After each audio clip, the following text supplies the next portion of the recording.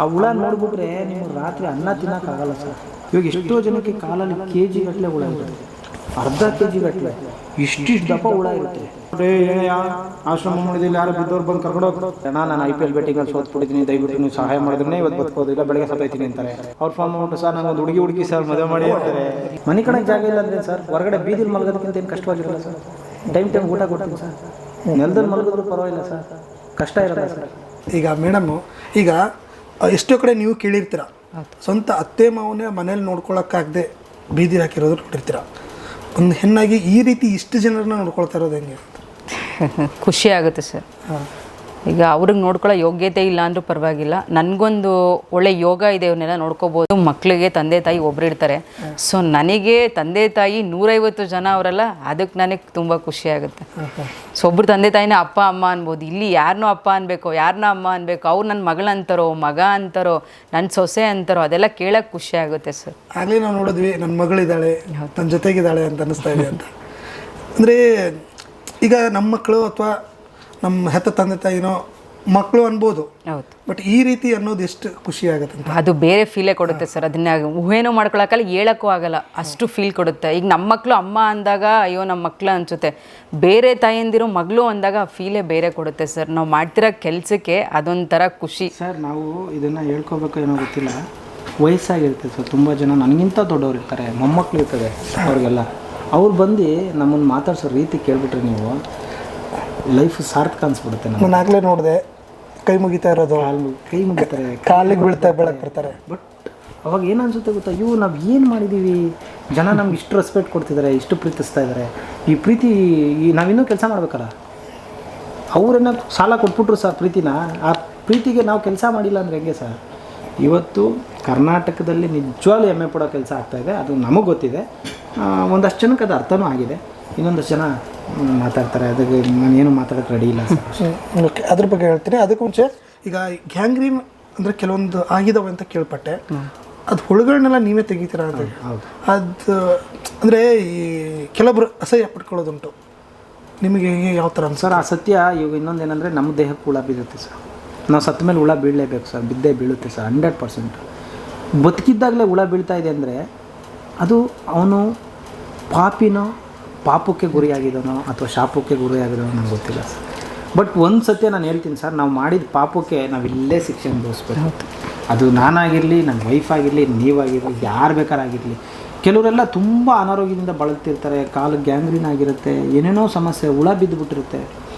ಅದಕ್ಕೆಲ್ಲ ಕಾರಣ ಏನಂದರೆ ಎಲ್ಲೋ ಒಂದು ಕಡೆ ಅವರೊಂದು ಅಹಮ್ಮು, ದುರಾಂಕಾರ ಬಿದ್ದಿರ್ತಾರೆ ಸರ್ ಯಾವುದೋ ಒಂದು ಕ್ಷಣದಲ್ಲಿ. ಅದಕ್ಕೆ ಸಕ್ಕ ಶಾಸ್ತಿಯನ್ನು ಭಗವಂತ ತೋರಿಸಿರ್ತಾನೆ. ಎಲ್ಲ ಈಗ ನನಗೊಂದು ಏನೋ ಒಂದು ಸಮಸ್ಯೆ ಆಗ್ತಾಯಿದೆ ಅಂದರೆ ನಾನು ಏನು ತಪ್ಪು ಮಾಡಿದ್ದೀನಿ ಅಂತ ನಾನು ಹೇಳೋಕ್ಕೆ ಬರಲ್ಲ ಸರ್. ಇವಾಗ ಎಷ್ಟೋ ಜನಕ್ಕೆ ಕಾಲಲ್ಲಿ KG ಗಟ್ಟಲೆ ಹುಳ ಇರುತ್ತೆ, ಅರ್ಧ KG ಗಟ್ಟಲೆ, ಇಷ್ಟಿಷ್ಟು ದಪ್ಪ ಹುಳ ಇರುತ್ತೆ ಕೈಯಲ್ಲಿ. ನೀವು ಎಷ್ಟೋ ಜನ ಅಂತಾರಲ್ಲ ಸರ್, ಆ ಹುಳ ನೋಡಿಬಿಟ್ರೆ ನಿಮಗೆ ರಾತ್ರಿ ಅನ್ನ ತಿನ್ನೋಕ್ಕಾಗಲ್ಲ ಸರ್. ನೀವು ಏನಪ್ಪ ಅನ್ನಕ್ಕೆ ಈ ಥರ ಮಾತಾಡ್ತಾನೆ ಅನ್ಬೋದೇನೋ, ಅನ್ನನೇ ನನಗೆ ಆ ಥರ ಕಾಣುತ್ತೆ ಸರ್. ಇಲ್ಲ, ನಾನು ಅದನ್ನೇ ಕೇಳಕ್ಕೆ ಬಂದೆ, ಇದನ್ನೆಲ್ಲ ಸುಮ್ಮನೆ ಊಟ ಹೇಗೆ ಹೋಗುತ್ತೆ ಅಂತ ಅದನ್ನೇ ಕೇಳಕ್ಕೆ. ಈಗ ನಾನು ನಿಮ್ಮ ಜೊತೆ ಕೂತ್ಕೊ ಊಟ ಮಾಡಿದೆ ಸರ್, ಟಿಫನ್ ಜೊತೆ ಬೆಳಗ್ಗೆಯಿಂದ ಇದ್ದೀನಿ, ನಿಮ್ಮ ಜೊತೆ 2 ಸತಿ ಕಾಫಿ ಕುಡಿದಿದ್ದೀನಿ, ನಿಮ್ಮ ಜೊತೆನೇ ನಾನು ಊಟ ಮಾಡಿದ್ದೀನಿ. ನಿಮಗೆ ಎಷ್ಟು ಊಟ ಬಡಿಸಿದ್ರು ಅಷ್ಟೇ ಊಟ ನನಗೂ ಬಡಿಸಿದ್ರು. ನಾನು ಎಷ್ಟು ತಿಂದೆ ಸರ್? ಸ್ವಲ್ಪನೇ ತಿಂದಿದ್ದು. ಆಗಿಲ್ಲ ಸರ್, ಆಗಲಿಲ್ಲ ಸರ್. ಯಾಕಂದರೆ ಪ್ರತಿದಿನ ಕೊಳಕು, ಆ ಹುಳ, ನೀವು ಇದನ್ನೇ ತಪ್ಪಾಗ್ಬಿಡುತ್ತೆ ನಾನು ಹೇಳಿದ್ರೆ. ಆ ಅನ್ನ ನೋಡಿದಾಗ ನನಗೇನೋ ಒಂದು ಮೈಂಡಲ್ಲಿ ಟಕ್ಕಂತ ಜ್ಞಾಪನ ಬರುತ್ತೆ. ಅದು ಏನೋ ಒಂದು ಮಾಡಿರ್ತೀರ, ಅದು ಕಣ್ಮುಂದೆ ಬಂದಂಗೆ ಬಂದ್ಬಿಡುತ್ತೆ ಸರ್. ಆವಾಗ ನನಗೆ ನೀವು ಅಲ್ಲಿ ಅಮೃತ ಹಾಕಿದ್ರು, ತುಪ್ಪದಾನ ಹಾಕಿದ್ರು ನನ್ನ ಕೈ ತಿನ್ನೋಕ್ಕಾಗಲ್ಲ. ಸೊ ಹಂಗಾಗಿ ನೋಡಿ, ನಾನು ಹೆಂಗಿದ್ದವನು ಇವತ್ತು ಒಂಥರ ಅಸ್ಥಿ ಪಂಜರ ಥರ ಆಗಿಬಿಟ್ಟಿದ್ದೀನಿ. ಅಲ್ಲ, ನಿಮಗೆ ಕೇಳ್ತೀನಿ, ಯಾಕೆ ಬೇಕಿತ್ತು ಯೋಗೀಶ್ಗೆ? ಆರಾಮಾಗಿ ಹೆಂಗೋ ಆಟೋ ಗೀಟೋ ಕ್ಯಾಬ್ಗೆ ಮಾಡ್ಕೊಂಡಿದ್ರು ಅಂತ ಒಂದು ಕಡೆ ಅನಿಸುತ್ತೆ, ಅದಕ್ಕೆ ಇನ್ನೊಂದು ಕಡೆ ಇಲ್ಲಪ್ಪ ಯಾರೋ ಗುರುತಿಸ್ತಾ ಇದ್ದಾರೆ. ಈಗ ಯಾವ ಥರ ಅನಿಸುತ್ತೆ ನಿಮಗೆ ಅಂತ? ಒಂದು ಒಳ್ಳೆ ವೇಲ್ ಹೋಗ್ತಿದ್ದಾರೆ, ಅವರು ಗುರ್ತಿಸ್ತಿದ್ದಾರೆ. ಬಟ್ ಅವ್ರಿಗೆ ಕಷ್ಟ ಅನ್ನಿಸ್ಬೋದು, ಬಟ್ ಇವ್ರ ಕಷ್ಟದಿಂದ ಅವರೆಲ್ಲ ಖುಷಿಯಾಗಿದ್ದಾರಲ್ಲ, ಅದು ತುಂಬ ಖುಷಿ ಕೊಡುತ್ತೆ. ಅದು ತುಂಬ ಇಂಪಾರ್ಟೆಂಟ್ ಅನಿಸುತ್ತೆ ನನಗೆ.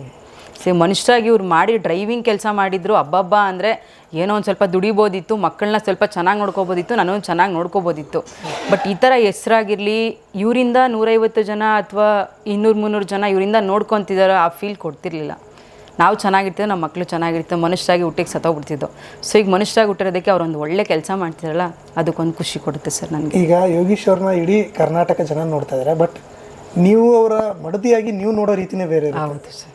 ಪ್ರತಿಯೊಂದು ನಿಮ್ಮ ಹತ್ರ ಹಂಚ್ಕೋತಾರ, ಯಾವ ರೀತಿ ಏನು ಮಾಡ್ತಾರೆ ಅಂತ ಎಲ್ಲ ಹೇಳ್ತಿರ್ತಾರೆ ಅಂದರೆ ಡೀಪಾಗೆಲ್ಲ ನಾವು ಡಿಸ್ಕಸ್ ಮಾಡೋಕ್ಕೆಲ್ಲ ಟೈಮ್ ಇರಲ್ಲ ಸರ್. 10 ಗಂಟೆಗೆ ಬರ್ತಾರೆ, ನಾವು ಊಟ ಮಾಡಿ ಮಲ್ಗಷ್ಟಲ್ಲಿ 11, 12 ಗಂಟೆ ಏನಿರುತ್ತೋ ಅದನ್ನು ಸುಮ್ಮನೆ ನಾವು ಈಗಲೂ ಅವ್ರ ಹತ್ರ ಏನಾದ್ರು ಮಾತಾಡಬೇಕು, ನಾನೇನಾದರೂ ಇವ್ರ ಹತ್ರ ಹೇಳ್ಬೇಕು ಅನ್ನೋ ಮೆಸೇಜಲ್ಲಿ ಹೇಳ್ತೀನಿ ಸರ್. ನನ್ನ ನಂಬರ್ನ ಮೇಲೆ ಪಿನ್ ಮಾಡಿ ಇಟ್ಬಿಟ್ಟಿದ್ದೀನಿ, ಇವ್ರು ನೋಡಲ್ಲ ಮೆಸೇಜ್ನ. ಅದರಲ್ಲೇ ಒಂದು 3-4 ಸಾವಿರ ರೂಪಾಯಿ ಮೆಸೇಜ್ ಪೆಂಡಿಂಗ್ ಐತೆ, ಅದ್ರಲ್ಲಿ ಮೇಲೆ ಪಿನ್ ಮಾಡಿ ನಾನೇನಾದರೂ ಎಲ್ಲಾದರೂ ಆಚೆ ಹೋಗ್ಬೇಕಂದ್ರೆ ಯೋಗಿ ನೆಲಮಂಗ್ಲಕ್ಕೆ ಹೋಗಬೇಕು, ಪಾನಿಪುರಿ ತಿನ್ನಕ್ಕೆ ಹೋಗಬೇಕು, ಮಕ್ಕಳು ಬರ್ತವ್ರೆ, ಇವಾಗ ಹೋಗ್ಬೇಕಷ್ಟೇ ಅಂತ ನಾನು ಫೋನ್ ಮಾಡಲ್ಲಷ್ಟೇ, ಹೇಳಷ್ಟೆಲ್ಲ ಇಲ್ಲ. ಎಲ್ಲ ಟೈಪಿಂಗ್ ಮಾಡ್ತಿರ್ತೀನಿ, ಅದನ್ನು ಮೆಸೇಜ್ ಮಾಡ್ತಿರ್ತೀನಿ. ಈಗಲೂ ಕೂಡ ನಾನು ಅದನ್ನೇ ಮಾಡೋದು. ಫೋನ್ ಮಾಡಿ 150 ಜನ ಅಲ್ಲಿ ಇರ್ತಾರೆ, ಹಂಗ ಅಂತಾರೆ ಅನ್ನೋಕ್ಕೋಸ್ಕರ ನಾನೇನು ಮಾತಾಡಲ್ಲ ಫೋನಲ್ಲಿ. ಸರ್ ನೀವು ಸುಮ್ಮನೆ ಇರಿ, ಜಾಸ್ತಿ ಮಾತಾಡ್ತಾ ಇದ್ದೀರಾ. ಈಗ ಹೇಳಿ, ಯಾವಾಗ ಅಂದರೆ ಪ್ರೀತಿ ಮಾಡೋ ಟೈಮಲ್ಲಿ ಹೌದು, ಅವಾಗ ಹೇಗೆ ರಿಯಾಕ್ಟ್ಗಳು ಬರ್ತಾ ಇತ್ತು, ಇವಾಗ ಹೇಗೆ ಬರ್ತಾ ಇದೆ? ಈಗ ರೆಸ್ಪಾನ್ಸೇ ಇಲ್ಲ ಸರ್. ರೆಸ್ಪಾನ್ಸ್ ಇಲ್ಲ, ಮತ್ತು ಟೈಮ್ ಅನ್ನೋದನ್ನ ಇಲ್ಲವೇ ಇಲ್ಲ. ನಾವು ಯಾವಾಗಲೂ ಸೇಮ್ ದಿನ ಫೈಟ್ ಆಡೋದು ಅದಕ್ಕೋಸ್ಕರನೇ. ಈಗ ಅವ್ರು ಯಾವಾಗಲೂ ಬರ್ತಾರೆ, ಅವ್ರ ಪಾಟಿಗೆ ಅವ್ರು ಊಟ ಮಾಡ್ತಿರ್ತಾರೆ. ನಾವು ಇಷ್ಟೊತ್ತು ಗಂಟೆ ಕಾಯ್ದಿದ್ದು ನಮಗೆ ಊಟ ತಿಂದ ಅಂತ ಕೇಳಲ್ಲ, ಮಕ್ಕಳು ಊಟ ಮಾಡ್ದ ಅಂತ ಕೇಳಲ್ಲ. ನಿನ್ನ ಪಾಟಿಗೆ ನೀನೇ ಜೀವನ ಮಾಡ್ಕೊಂಡಿರ್ತೀರ, ಮತ್ತೆ ಹೆಂಡತಿ ಮಕ್ಳು ಯಾಕೆ? ಫುಲ್ ಅನ್ರೆಸ್ಪೆಕ್ಟು ಇರುತ್ತೆ ಸರ್. ಫೈಟ್ ದಿನಾನು, ನೆನ್ನೆ ಎಲ್ಲ ಬರೀ ಅದಕ್ಕೆ ಫೈಟ್ ಆಡಿದ್ದೀವಿ ನಾವು. ನೀನು ನನಗೆ ಟೈಮ್ ಕೊಡ್ತಿಲ್ಲ, ನೀವು ಊಟ ಮಾಡ್ದ ಅಂತ ಕೇಳ್ತಿಲ್ಲ, ಮನೆಗೆ ಬಂದು ಮಕ್ಳು ಹೆಂಗವ್ರೆ ಅಂತ ಕೇಳ್ತಿಲ್ಲ, ಅಪ್ಪ ಅಮ್ಮ ಹೆಂಗವ್ರೆ ಅಂತ ಕೇಳ್ತಿಲ್ಲ, ನಿನ್ನ ಪಾಟಿಗೆ ನೀನೇ ಜೀವನ ಕಟ್ಕೊತಿದ್ಯಾ, ನೀನೇ ಇಷ್ಟು ಜನಕ್ಕೋಸ್ಕರ ನೋಡ್ಕೊತಿದ್ಯಾ, ನೀನು ಬೇಡ, ನಿನ್ನ ಸವಾಸನೂ ಬೇಡ ಅಂತ ಹೇಳಿರೋದು ಉಂಟು. ಇದೆ, ನಮಗೂ ಎಲ್ಲ ಆಸೆಗಳಿರುತ್ತೆ ಸರ್. ಮಕ್ಕಳ ಜೊತೆ ಟೈಮ್ ಕೊಡಬೇಕು, ಹೆಂಡತಿಗೂ ಟೈಮ್ ಕೊಡಬೇಕು.